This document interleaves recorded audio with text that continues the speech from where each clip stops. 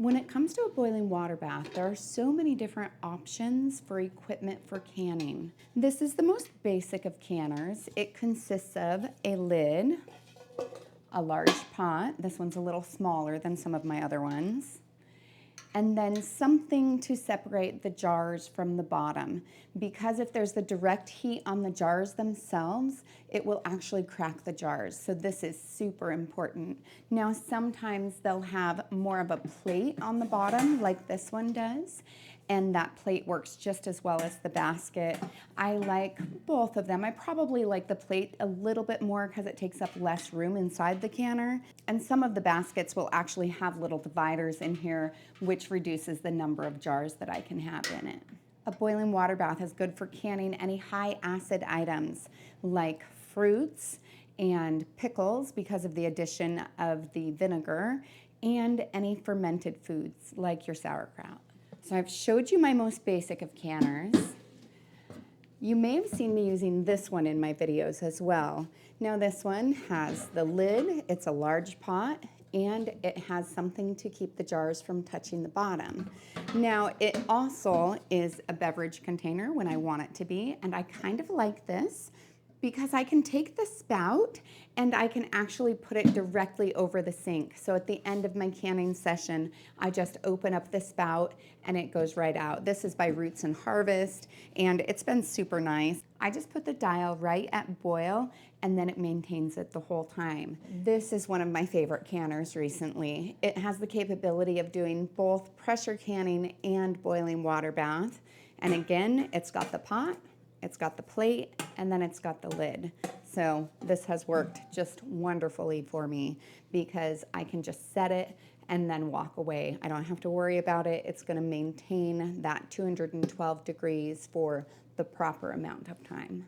I'll make a video on how to specifically use the electric canner later.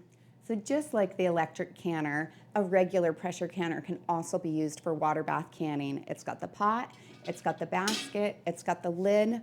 All I do is when I fill it up, I don't actually lock on the lid and I don't put on the weight. I just set it there and it's my lid just to keep the heat in. Works perfectly. Let's say that you don't have any of the canning equipment. That's okay too.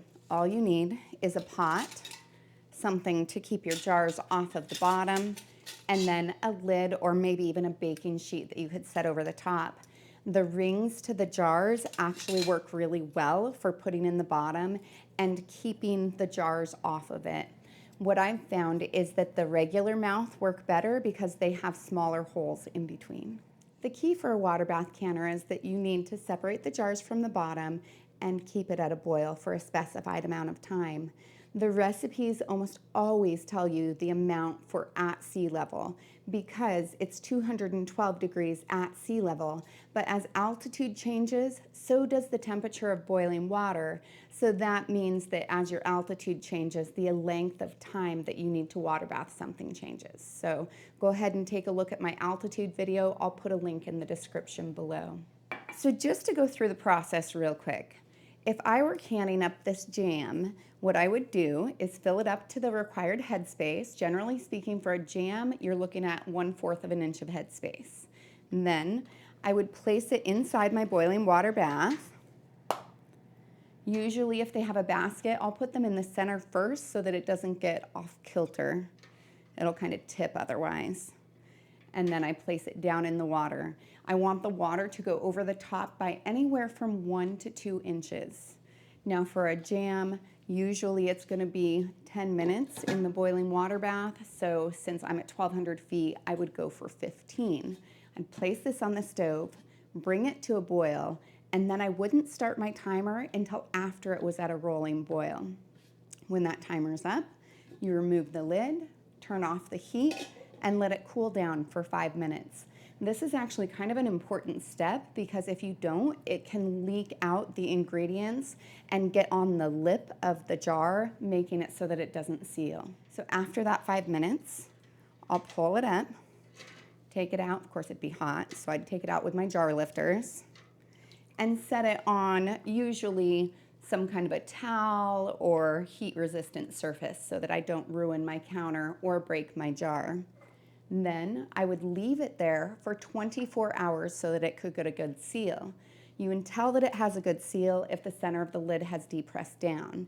If it has, then you'll take off the ring, wash off the outside. That lid will still be well sealed. If you leave the ring on, you can risk having it unseal and then reseal again, but at that point it's introduced bacteria inside, as well as the fact that the ring can actually rust the lid. So it's really ideal to take it off when you're storing it. If I'm ever moving them great distances, then I put the rings back on, but otherwise in my pantry, they'll do just fine without it. If I have any of them that doesn't seal, then I put them in the refrigerator and use them right away. You can see that there are many choices when it comes to water bath canning, and I think it's really nice to experiment, to try the different ones to see what works best for you.